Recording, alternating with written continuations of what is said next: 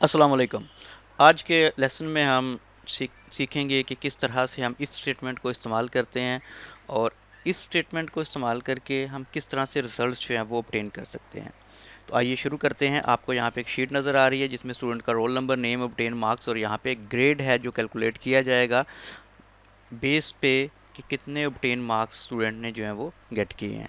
तो आइए शुरू करते हैं। राइट क्लिक कर रहा हूँ शीट टैब पे, व्यू कोड, और यहाँ पे हम अपनी सब रूटीन जो है वो लिखेंगे, सब कैलकुलेट ग्रेड।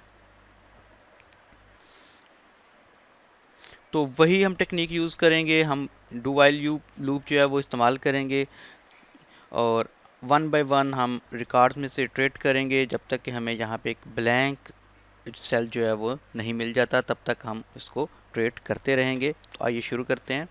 सबसे पहले मैं ऐसा करता हूँ, यहाँ पे एक वेरिएबल हम बना लेते हैं GRD ग्रेड के नाम से, एज स्ट्रिंग रेंज A2 को जो है ना वो हम सेलेक्ट कर लेते हैं। यहाँ पे मैं डू वाइल यूज़ करूँगा, do while active cell dot value not equal to blank. तब तक करते रहो जब तक उसको खाली सेल नहीं मिल जाता। तो ये A2 से शुरू करेगा और चलता जाएगा। अब हम ऐसा करेंगे, यहाँ पे हम देखेंगे कि क्योंकि हमारा ये एक्टिव सेल है और इस एक्टिव सेल से अगर हम 2 कॉलम आगे को जाएं तो हमें ऑब्टेन मार्क्स का जो है ना वो सेल नज़र आएगा। उस ऑब्टेन मार्क्स को हम देखते हुए ग्रेड जो है वो कैलकुलेट करेंगे। तो शुरू करते हैं। If active cell dot offset, offset का फंक्शन यहाँ पे हम यूज़ कर रहे हैं, ऑफसेट का मेथड यूज़ कर रहे हैं।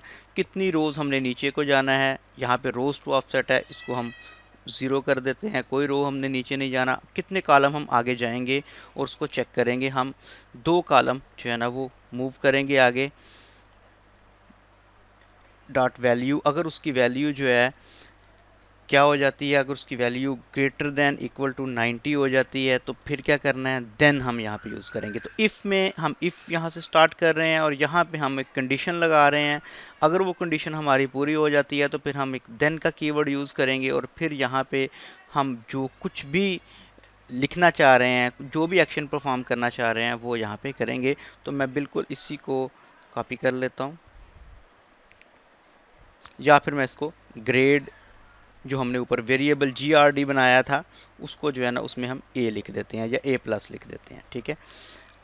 एल्स इफ, अगर जो उसमें सेल में वैल्यू है वो 90 से अबव नहीं है तो फिर हम एक दूसरी कंडीशन यहाँ पे अप्लाई करेंगे। तो मैं इसी को फिर कॉपी कर लेता हूँ,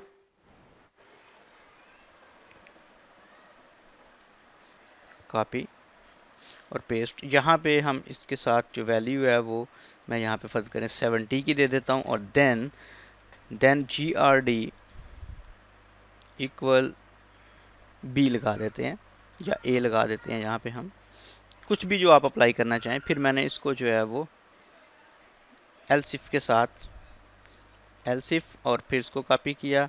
अब यहाँ पे 90 की बजाय मैं यहाँ पे 60 रख देता हूँ। आप अपनी मर्ज़ी से जो है ना वो कर सकते हैं, सिर्फ हमने तरीका जो है ना वो सीखना है कि इसको हमने कैसे करना है। GRD equal to B। ठीक है। यहाँ पे फिर हम एल्स इफ लगा रहे हैं और यहाँ पे मैं इसको फिर कॉपी पेस्ट कर रहा हूँ। यहाँ पे हम इसको 50 कर देते हैं। देन मल्टीपल कंडीशंस जो है ना हम यहाँ पे अप्लाई कर रहे हैं। यहाँ पे देखते हैं कहाँ पे एरर है। एल्स के स्पेलिंग हमारे यहाँ पे गलत हैं, यहाँ पे अब ठीक है।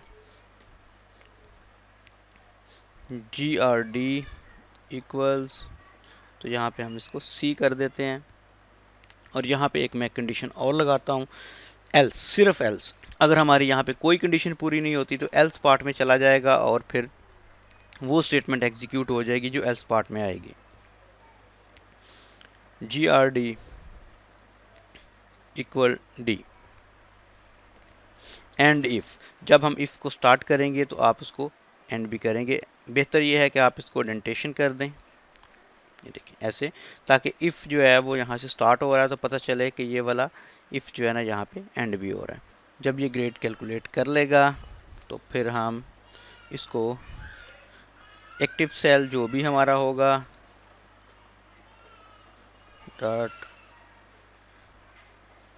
ऑफसेट, और हम इसको एक रो जो है ना वो आगे ले जाएंगे और कॉलम वही रहेगा हमारा डॉट सेलेक्ट।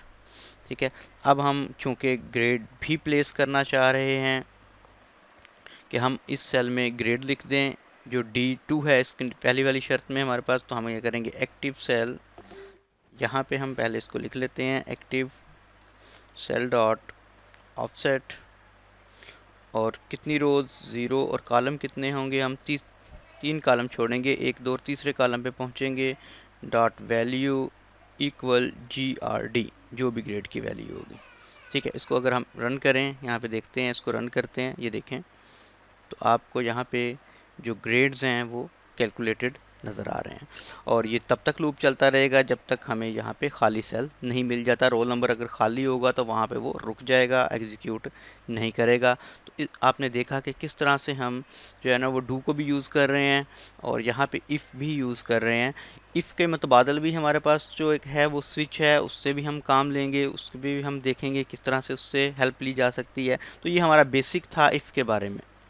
तो किस तरह से आप इफ़ यूज़ करते हैं, यहाँ पे कंडीशन देते हैं, अगर वो कंडीशन पूरी होती है तो देन स्टेटमेंट यूज़ करके हम कोई भी स्टेटमेंट या ज़्यादा स्टेटमेंट्स एग्जीक्यूट कर सकते हैं। और अगर वो शर्त पूरी नहीं होती तो हम अगली शर्त चेक करते हैं। इसमें एक चीज़ याद रखिएगा कि आप वैल्यूज़ को ऊपर से काउंट करना शुरू कीजिएगा, यानी कि हाई वैल्यू या मैक्सिमम वैल्यू से स्टार्ट कीजिएगा। जैसे हमने मैक्सिमम यहाँ पे जो है ना वो ग्रेड के लिए वैल्यू ली है, यानी कि अगर आप यहाँ से स्टार्ट करेंगे तो हमारे पास जो है रिजल्ट्स वो गलत आ सकते हैं। तो यहाँ पे आप हाई वैल्यू से लो वैल्यूज़ की तरफ जाइएगा ग्रेडिंग कैलकुलेट करने के लिए। आपके और भी मेथड हो सकते हैं, वो आप यूज़ करें और उसके साथ प्ले करें। नेक्स्ट हम बात करेंगे स्विच स्टेटमेंट की। याद रखिएगा हमारा जो इफ़ ये वाला हमने स्टेटमेंट यूज़ की है ये हमारी बेसिक है, इससे बढ़ के हम आगे मज़ीद से काम लेंगे और उसके एडवांस वर्जन्स भी देखेंगे। इफ़ के अंदर कैसे हम इफ़ यूज़ कर सकते हैं, इस तरह से इफ़ और स्विच को कैसे इकट्ठे यूज़ कर सकते हैं, और बहुत सारी मिसालें हमारे सामने आएंगी। अगले लेसन में फिर बात होगी। अल्लाह हाफिज़।